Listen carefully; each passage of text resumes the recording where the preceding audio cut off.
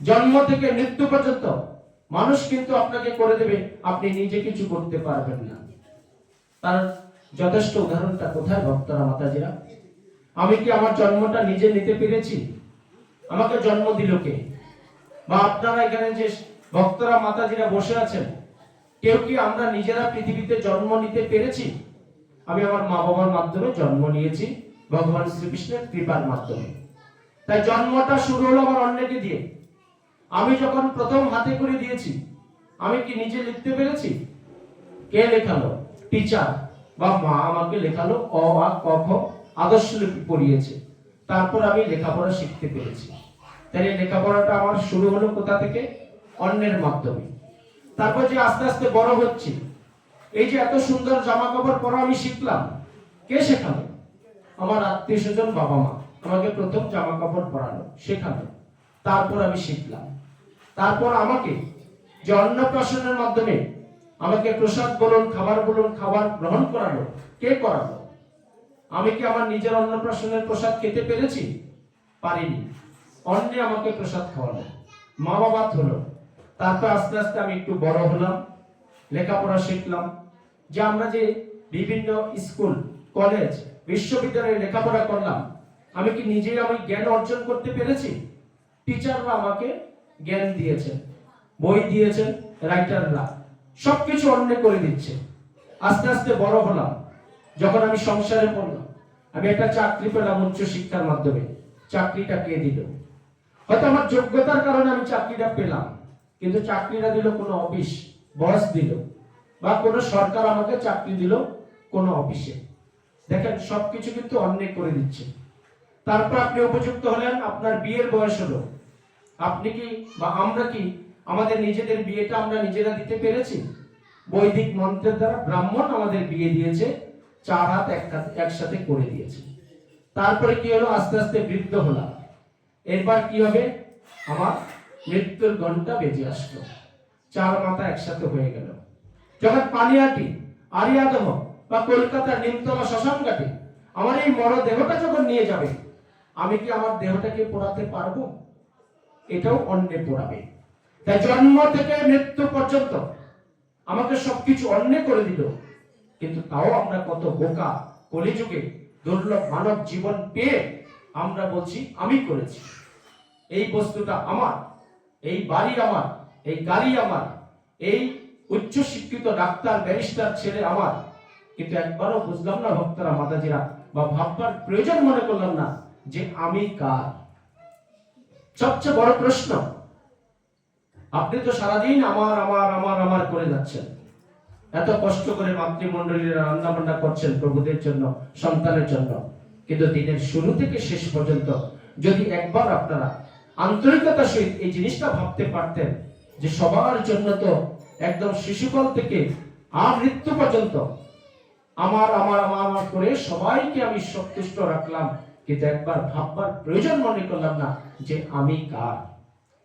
তাই তারাই আমি কার যদি বুঝতে পারে, 3টে জিনিস সে হৃদয়ঙ্গম করতে পারে, তবে আপনি আপনার দুর্লভ মানব জীবনটাকে সার্থক করতে পারবেন। তাই আগে জানতে হবে আমি কোথা থেকে এসেছি, কি করা আমার কর্তব্য, মৃত্যুর পর আমি কোথায় যাব। তাই আমি সব ভাগবত দামে বা গীতা পাঠে বলি যে আপনারা গীতা পড়বেন। এই 18 700 শ্লোকে ভগবান শ্রীকৃষ্ণ অর্জুনকে সমস্ত জ্ঞান দিয়েছেন। গীতাটা যদি আপনি সুন্দরভাবে হৃদয়ঙ্গম করতে পারেন, তাহলে আমার এই কথাগুলোর প্রয়োজন আজকে এই পাইনবাড়ির ধামে এসে বলার প্রয়োজন ছিল না ভক্তরা মাতাজিরা। কলিযুগে ধর্ম নেই। আজকে টিভি করবেন, স্যাটেলাইট মোবাইল করবেন, সোশ্যাল মিডিয়া করবেন, অনেক তাবর তাবর লোকগুলো ধর্মের জন্য লড়াই করছে, কিন্তু এই লড়াইকে কখনো তারা সার্থকতা আনতে পারছে না সমাজে। কেন পারছে না? যে ছোটবেলা থেকে যদি আমার আপনার ঘরের সন্তানটাকে এই ধর্মীয় শিক্ষাটা আমরা একটু, গীতার জ্ঞান তাদের ব্রেনে আমরা একটু প্রবেশ করাতে পারতাম, তাহলে ধর্মের প্রতি তার সম্মান থাকতো, শ্রদ্ধা থাকতো, ভগবানের প্রতি ভক্তি থাকতো। আজকে আমরা সনাতন ধর্মের মানুষ বা হিন্দু ধর্মের মানুষ, কিন্তু আমরা যদি 100 জন মানুষকে জিজ্ঞাসা করি যে আমাদের ভগবানকে, আমরা কিন্তু সঠিক উত্তর দিতে পারি না। আমি অনেকেরই প্রশ্ন করি যে আমাদের ভগবানটাকে, তো অনেকে বলে শিব ভগবান।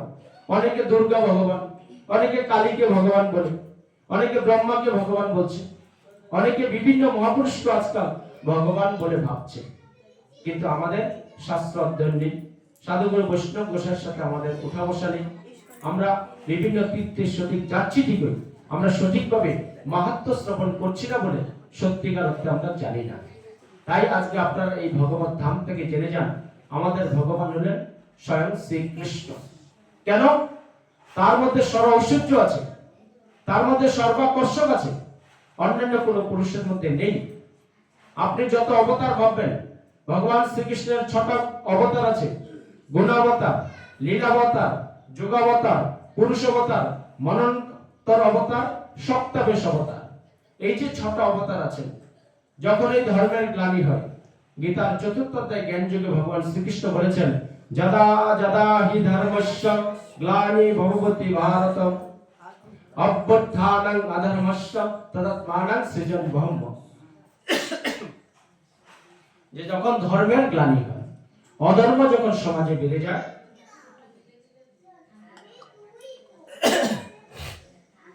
তখনই ভগবান শ্রীকৃষ্ণ এই 6টা অবতারের মাধ্যমে তিনি যুগে যুগে আসেন। এসে কি করেন? পরিত্রাণায় সাধনায় বিনাশায় দুষ্কৃতাম ধর্ম সংস্থাপনায় সম্ভবামি যুগে যুগে।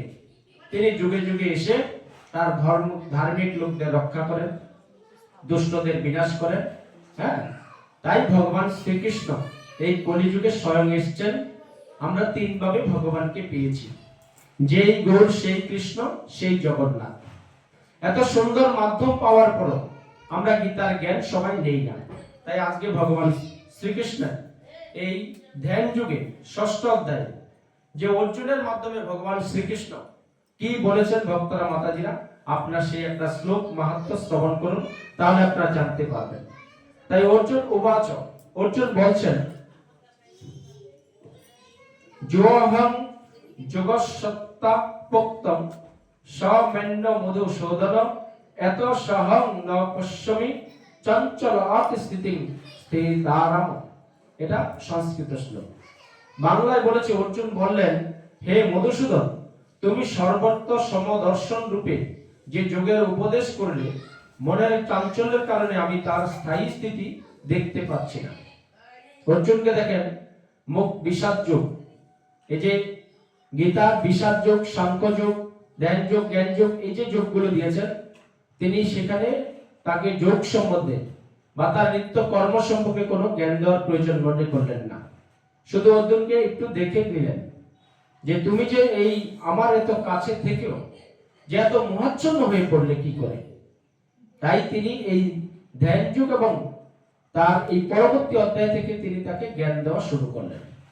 তাই অর্জুন বলছে যে মধুসূদন ভগবানের আরেক নাম, যে আপনি যে বলছেন সবাইকে সমদর্শন রূপে যোগের মাধ্যমে দেখা, তাই আমি সংসার জীবনে এতটা মোহাচ্ছন্ন হয়ে পড়েছি, আমি প্রকৃত জ্ঞান আহরণ করে আমি সেই সম্পর্কে কিছুই ভাবতে পারছি না, কিছুই বুঝতে পারছি না।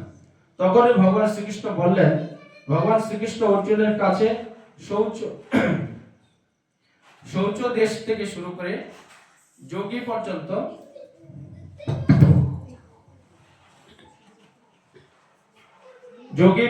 যোগের পদ্ধতি বর্ণনা করেছেন। অর্জুন এখানে নিজের অক্ষমতার কথা বিবেচনা করে তা গ্রহণ করতে অস্বীকার করেছেন। এই কলিযুগে সাধারণ মানুষের পক্ষে গৃহত্যাগ করে পাহাড় পর্বতে অথবা বনের জঙ্গলে গিয়ে নির্জন স্থানে যোগ অভ্যাস করা সম্ভব নয়। দেখেন, অর্জুন ছিল দাপর যুগে, কিন্তু দাপর